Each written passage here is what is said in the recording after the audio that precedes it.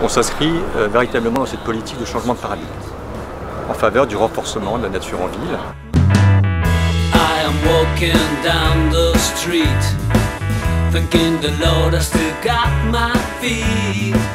There's so much pain and crying all around me. Benoît Saint-Martin, donc architecte voyer en chef au sein de la ville de Paris. Et je suis donc responsable de la division Cité-Paysage au sein de l'Agence d'écologie urbaine, de la direction des espaces verts et de l'environnement de la ville de Paris.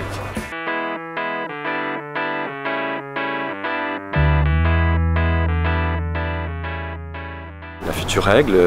du plan local d'urbanisme bioclimatique. Donc on y arrive, c'est un chantier qui a été initié il y a environ 6 mois, sous l'égide d'Emmanuel Grégoire, cette fois-ci, en charge de l'architecture, de l'urbanisme et du Grand Paris à l'échelle de la ville de Paris, pour essayer de réviser le plan local d'urbanisme actuel, qui est en vigueur depuis 2016, et avoir des ambitions un peu plus fortes en matière d'environnement, au sens large, et peut-être de préservation de l'environnement, d'atténuation des effets de l'îlot de chaleur et de renforcement de la biodiversité, et également de perméabilisation des sols pour réduire l'artificialisation. Et tout ça est une réflexion à laquelle nous participons avec des experts de la direction des espaces verts et de l'environnement, en lien avec la direction de l'urbanisme et également l'atelier parisien d'urbanisme, qui est un petit peu la cheville ouvrière de la mise au point de ce plan local d'urbanisme bioclimatique, qui devrait voir le jour, si tout se passe bien, en 2024.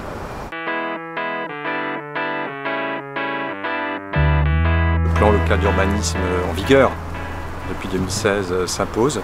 Pour autant, nous avons, comme suite notamment à l'apparition du pacte de la construction parisienne au mois de janvier, nous avons quand même des nouvelles orientations.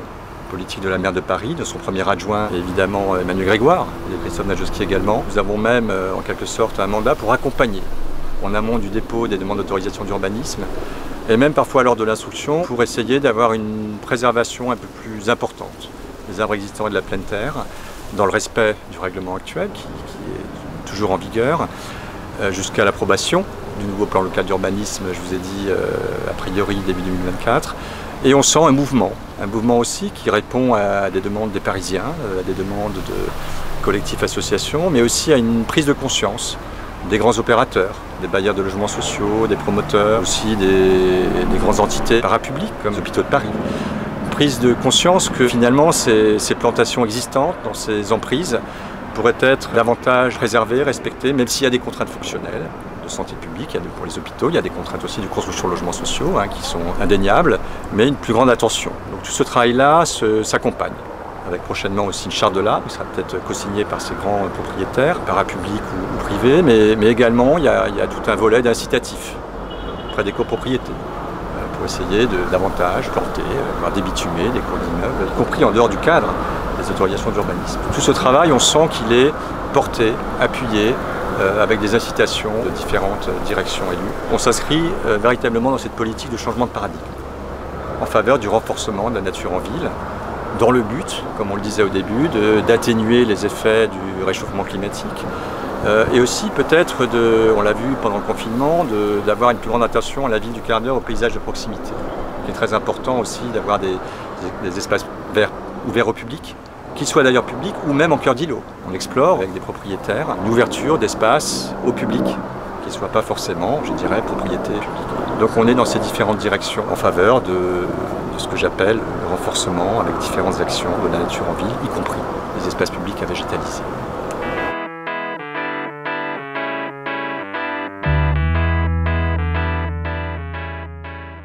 Le rôle et la fonction des architectes voyers est d'organiser, de régir, voire d'instruire tout ce qui donne sur l'espace public. Aussi bien les règles de hauteur, de gabarit des constructions à travers le plan local d'urbanisme,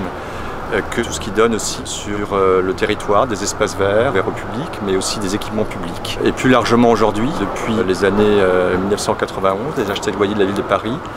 ont étendu leurs fonctions, aussi bien donc dans le domaine des équipements publics, mais aussi de l'aménagement des espaces publics de voirie, également aussi dans tout ce qui est logement et habitat, où ils interviennent, et également aussi on les trouve dans les mairies d'arrondissement, comme conseillers auprès de maires dans les arrondissements, ainsi que dans la direction des constructions publiques et de l'architecture, à travers de la mise au point des études de faisabilité des équipements publics. Et on les trouve aussi principalement à la direction de l'urbanisme, en charge des études de faisabilité pour acheter des terrains ou pour les optimiser. On les trouve aussi principalement dans l'instruction, des permis de construire à l'échelle de la ville de Paris, et également comme chef de projet urbain en termes d'aménagement et d'urbanisme, où là ils sont pilotes de différentes opérations d'aménagement et de plus en plus à l'échelle aussi de l'îlot, à travers des appels à projets depuis une quinzaine d'années au sein de la direction des espaces verts et de l'environnement, où une équipe est en charge, et c'est unique en France, de l'examen des volets paysagers des permis de construire, de la préservation des espaces libres à la parcelle, au gré des projets d'extension, restructuration, surélévation, mais aussi de recommandations pour améliorer la végétalisation, différents étages de ces bâtiments, tant en toiture, puisque c'est obligatoire depuis 2016 à Paris, qu'à l'échelle de murs à végétaliser, et aussi pour examiner chaque projet d'aménagement d'espaces libres en faveur principalement de la préservation de la pleine terre et des arbres existants qui ont une donnée très importante dans nos sociétés d'aujourd'hui.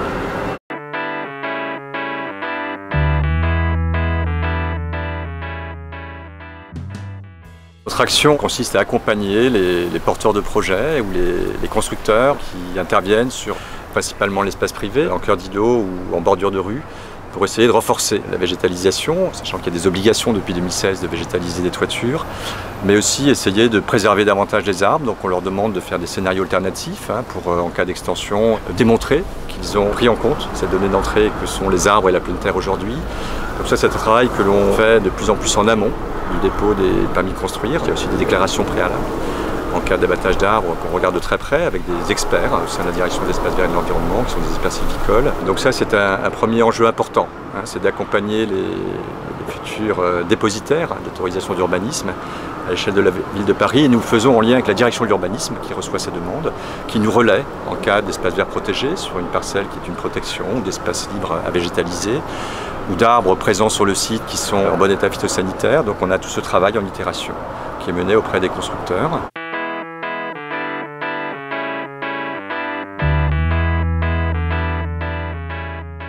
Nous sommes amenés, par notre positionnement central au sein de la direction des espaces verts et de l'environnement, à piloter ce qu'on appelle le plan arbre, qui va être sans doute approuvé par le Conseil de Paris du mois d'octobre, sous l'égide de Christophe Najewski, notre élu en charge des espaces verts, des espaces publics à végétaliser, de la biodiversité. C'est important puisque ça permet de davantage prendre conscience de l'importance des arbres à Paris pour éviter leurs abattages. Et puis quand, pour des projets d'intérêt général, il y a une nécessité d'abattre ou d'autres motifs phytosanitaires ou d'infrastructures d'intérêt général, essayer de trouver les moyens de compenser ces abattages à valeur écologique équivalente.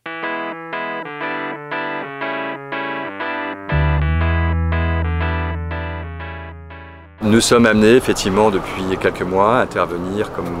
médiateurs, entre guillemets, entre des permis qui même ont été délivrés, qui font l'objet de recours, pour essayer de trouver des solutions. On n'est pas juge. En revanche, quand il y a un recours, les services juridiques de la direction de l'urbanisme fournissent des éléments pour démontrer que le projet qui a fait l'objet d'un permis délivré l'a été fait dans le respect de la règle. Mais l'acceptation des riverains, des associations, n'est plus la même, quand bien même il serait réglementaire. I am walking down the street, thanking the Lord I still got my feet. There's so much pain and crying all around me, as I'm still walking down the road. All that I do is to sing my song, but I'm so glad that sadness hasn't found me.